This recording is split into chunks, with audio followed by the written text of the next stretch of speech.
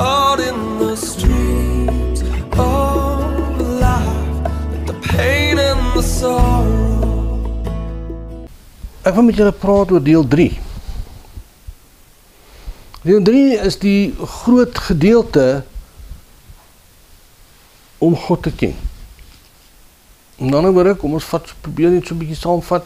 Ek weet die ouens as hulle dit doen, veral die Amerikaners is lief daarvoor en maak hulle my lam. Maar ek is bang net, jy neem nie notas nie, want jy het nie geluister die eerste dag nie. En nou verstaan ek nie. Ons kom uit by die plek waar ons 'n gemaaltheid met God moet hou. Ons moenie tevrede wees met rigtingaanwysers nie. Ons moet deur dit gaan. Ons moet kom by die ontmoeting met hom. Nou daardie ontmoeting met God die Vader is 'n openbaring. Jy kan nie dit doen deur meer Bybel te lees nie. Jy kan nie dit doen deur meer te bid nie. Jy kan nie. Daar's niks wat jy van jou kant af kan doen wat dit mee help nie. Behalwe dit, om 'n maaltyd met hom te hê. Nou gaan kyk 'n bietjie na die oom. Maaltyd speel 'n geweldige belangrike rol in die skrif. Jesus kom en hy gaan staan, en hy staan op die dinge op die oewer, en die disippels is besig om vis te vang, en hulle kyk na hom, en een herken hom, en hy spring in die water. Toe hy daar kom, toe is Jesus besig om vis te braai. Dat is nie interessant nie. En dit spreek van 'n maaltyd. Die Bybel spreek van hierdie bruilofsmaaltyd. So ons is in vir 'n maaltyd. Die mooiste ene is inderdaad die Emmausgangers. Ek noem dit vir julle so nie verbygaan, dat julle kan verstaan. Jy sien, die Emmausgangers was almal by mekaar. Die Emmausgangers was daai vorige aand van sy kruisiging by mekaar met die ander disippels, en hulle is op pad om nou Emmaus te loop, so 7 kilometer van Jerusalem af. Dit is wat ek nou verstaan. En die ene se naam is Kleopas. Weet julle wat sy interessantheid? Gaan kyk 'n bietjie na die skrif, gaan sorg, dit is sy oom. Dit was Jesus se oom. En Kleopas en hierdie ander vriend van hom, wat ook 'n disipel was, stap saam. Was nou die disipels een van die 12 nie, maar hulle was daar saam met mekaar. En hulle is besig om te praat, en Jesus sluit by hulle aan. Wat is die eerste ding wat jy sien? Hulle ken hom glad nie. Wat sê dit vir jou? Kyk hoe loop die Christene saam met Christus, maar hulle kan hom glad nie herken nie. Hulle praat met mekaar en deel met mekaar oor die woord, maar hulle ken hom nie. Dis die punt. Dis die punt. En wat gebeur? Toe hulle by Emmaus kom, toe wil hulle hê Jesus moet daar bly. Maar let nou mooi op, baie interessant wat daar gebeur. Ek het 'n boekie gelees, 'n lang ruk gelede, van die gebruike in die tyd van Jesus. Weet julle wat was een van die interessante gebruike? Wanneer hulle nou by mekaar gekom het, of wanneer hulle by mekaar verbygeloop het, of daar's iemand nuut in die spesifieke area, dan nooi hom, sê hulle hom kom eet. Moet baie versigtig wees. Jy moet nie die eerste uitnodiging aanneem nie. Jy moet nie die eerste keer gaan nie, want jy wil weet of die persoon wat jou nooi werklik 'n vriend van jou wil wees. En wanneer jy reageer op die eerste uitnodiging, was dit bloot net 'n uitnodiging op ordentlikheid. Is dit nie interessant nie? My vrou sal dit nou laaf. Dan moet jy jou 'n tweede keer nooi. Nou die tweede keer kan jy reageer, want jy gaan miskien tee kry. Dit hulle sê so, hulle sê vir jou tee gee. Die eerste keer is daar kry niks. Maar as jy jou 'n derde keer nooi, dan weet jy dat die persoon 'n vriend wil wees. En dis waarom Jesus aanhou en aanhou om jou te nooi, van smaakie na smaakie, van blessing na blessing. Maar Petrus verstaan niks. Ek praat nie van Petrus in die Bybel nie, ek praat by spreekwyse. Hy weet nie is wat aangaan nie. Nog getroffe, loop hy net in die pad af. Nee, Jesus is besig om jou te nooi na 'n maaltyd toe met hom. En een van die skrifte wat ons heeltemal skeef vat is Openbaring 3 vers 20. Openbaring 3 vers 20 is die skrifgedeelte wat ons hier in die 70er, 80er jare gebruik het om mense bymekaar te maak sodat hulle tog net Jesus kan aanneem en sodat hulle net hemel toe kan gaan. Kyk, ek staan by die deur en ek klop. As iemand my stem hoor en die deur oopmaak, dan sal ek ingaan na hom toe en met hom maaltyd hou. Hy skryf vir die kerk. Hy skryf vir die kerk in Openbaring. Hy skryf nie vir ongeredde mense nie. Wat is die brief wat die Here vanmôre aan jou rig, my broer? Neem voorraad. It's stock taking time. Waar staan ek? Wat glo ek? Is ek besig om in die volheid van my verbond te loop? En ek gaan julle nou 'n interessante ding in die Bybel wys. Maar ek voel net om hierdie met julle te deel, dat julle net kan sien. Ek het 3 getuienisse al gekry, en ek luister daar op YouTube. En ek is baie lief om hierdie getuienisse te luister en te kyk, en al 3 van hulle was pastore.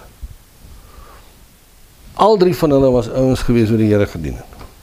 Al 3 van hulle het 'n gemeente gehad. En al 3 van hulle sê, ons het hom nooit geken nie. Op daardie stadium het hulle gedink hulle ken hom. Op die stadium voor daai ontmoeting met God, hulle noem dit 'n encounter.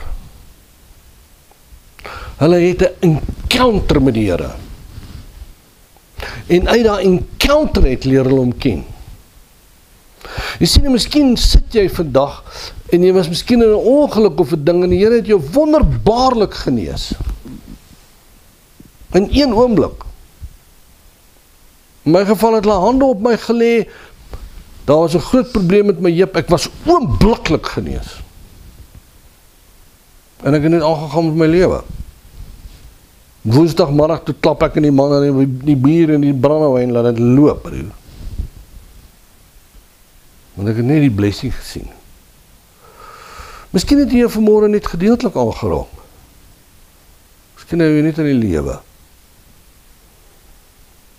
En daar 'n verdieping gekom. Kan jy vir my vertel dat nadat die Here my aangeraak het, is ek besot het met hom. Hy sien alles in my lewe. Want jy sien, ons moet versigtig wees om dit te verhef en te sê dit is gelyk aan verhouding. Dis nie so nie.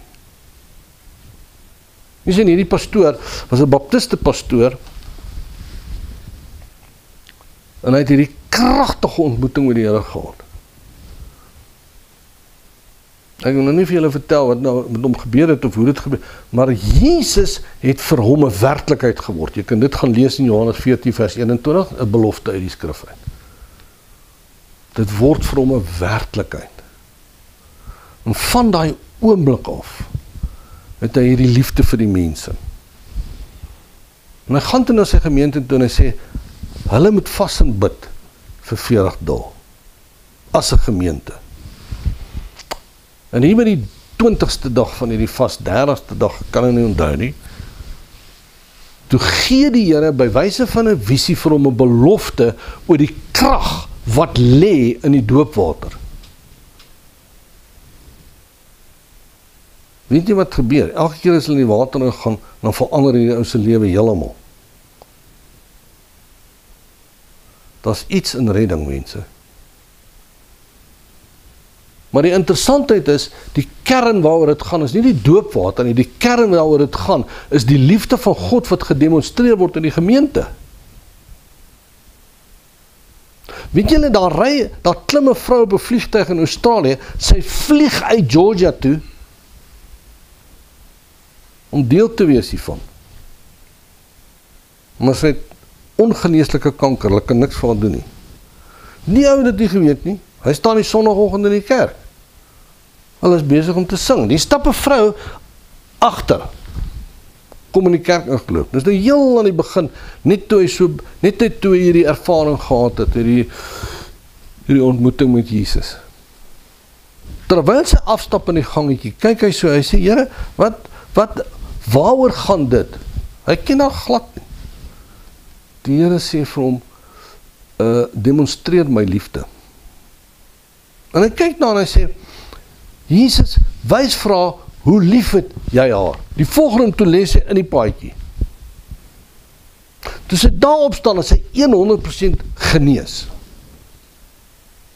Weet nie of hulle nou die doktersverslag kry, maar sy is genees. Raai wat, 45 families verlaat die kerk. 45 van die families in daai ou se kerk verlaat die kerk. Want dis nie hulle gebruik nie. Dis nie hoe dit werk nie. Ek wil vir julle 'n skrifgedeelte voor uit Markus 8. En ek sê julle aanbeveel om tog maar 'n Bybel te kry, om nader te sleep. Sla daai 2 treinspoor knoppie, dit beteken stop. Kry 'n Bybel en kom sit by my. Van vers 1 af begin hy verduidelik, en kyk wat loop in Jesus se hart. Vers 2, I have pity and sympathy for the people, and my heart goes out to them. Waarom? Ons honger. Hoekom? Ons is al 3 dae by hom. Dis die tweede vermeerdering van die brode. Ain't that something? Dis 'n tweede vermeerdering van die brode, en ons kyk daarna, dis 4000 mense, 7 brode, en 'n paar visse. Word heeltemal anders beskryf. Nou moet jy onthou, hierdie klomp klonge, hierdie disippels wat saam met hom geloop het, wat hulle lewe met hom gedeel het, het die heeltyd interaksie met Jesus. Hulle is die heeltyd besig om kerk toe te gaan saam met hom. Hulle is die heeltyd besig met Bybelstudie. Hulle is besig met omgee groepies. Hulle sien hoe hy die brood vermeerder die eerste keer. Hulle sien hoe hy die brood vermeerder die tweede keer.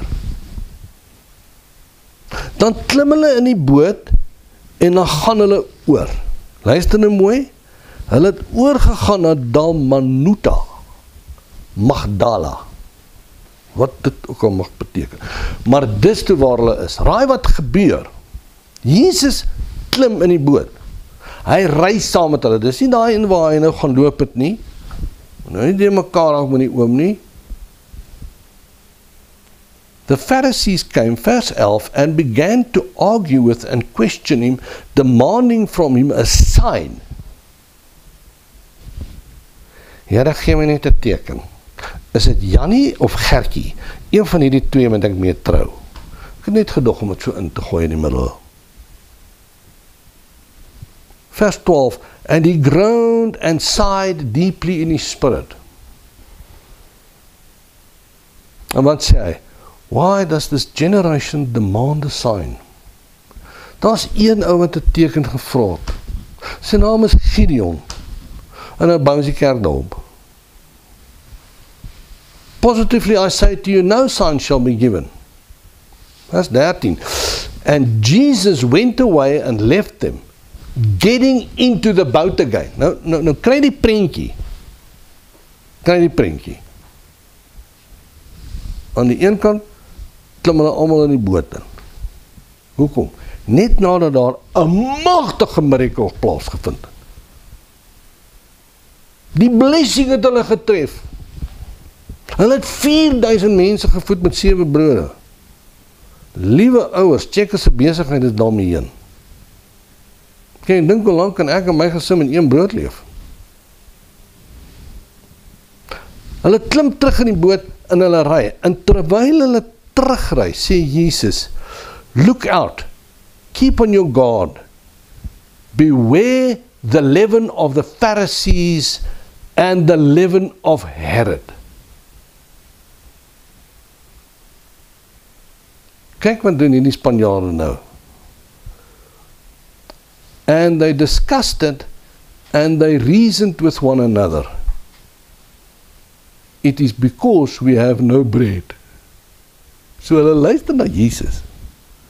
En na wat hy sê. Toe sê hulle, weet jy wat dit beteken nie? Wat sê jy seun? Ek weet nie wat hy aangaan. O, weet jy wat? Jesus het agterkom, ons het nie die brood ingepak. Dit by die huis vergeet. Ons almal gaan nou vrek vir die honger. Maar weet jy wat? Hulle het nou net 'n miracle gesien. Jesus is op een bladsy, hulle is op 'n ander bladsy. Waarom? Hulle ken hom nie. Ek is op een bladsy met my kanker en ek soek hom met alles in my lewe, maar Jesus is op 'n ander bladsy. Want ons kyk ons vas in die blessing. Ons het nooit 'n ontmoeting met sy hart nie. Jesus Christus, dit is allemaal rof hoor. Wel, check hier. And being aware of it, met ander woorde, Jesus weet wat is hulle nou besig om te redeneer. Jesus said to them, why are you reasoning and saying it is because you have no bread? Luister nou. Do you not yet discern or understand? Are your hearts in a state of hardness? Daar is die bevestiging van die boodskap volgende. Is jou hart verhard, broer? Leef jy van miracle na miracle sonder dat jy weet wie Jesus is? Maar jy dink jy weet, want jy sien net die wegwysers. Having eyes, you do not see. Having ears, you do not hear and perceive and understand the sense of what is said. Vers 19 en vers 29 verduidelik hy die twee miracles en dan vers 21 and he kept repeating it. Do you not yet understand? Nou kan ons daarna kyk en ons kan in 'n geweldige oordeel verval. En wat moet ek verstaan? Here, ek het baie na hierdie skrif gekyk en dink ek, maar wat, weet jy wat, ek sal net soos hulle maak. Ek sal gedoen het wat hulle doen. Ek meen ek nou net, ja, raak jy die brode vermeerder en nou is ek in die brood, maar okay, nou het ons nie brood nie en nou praat jy van suurdeeg, nou, hoe nou? Ek meen, hallo, ek sal presies gedoen het wat hulle doen. Daar is net een verskil. Ek het iets agtergekom. Ek kan hom dien en nooit ken nie. Ek kan nie by die plek in my lewe kom waar ek Jesus ken nie. En dis waar ons is. Waarom doen jy wat jy doen? Oor en oor. En het elke keer dieselfde gevolg. But life doesn't change. Gaan sit 'n bietjie en kyk wat se instellings is daar in jou lewe. Gaan kyk 'n bietjie, wat is daar in my lewe wat ek as instellings hou, wat glad nie van God is nie, wat inderdaad 'n verharding in my hart bewerkstellig. En wanneer ek 'n verharding in my hart bewerkstellig, dan kan ek nooit van die Heilige Gees verneem nie.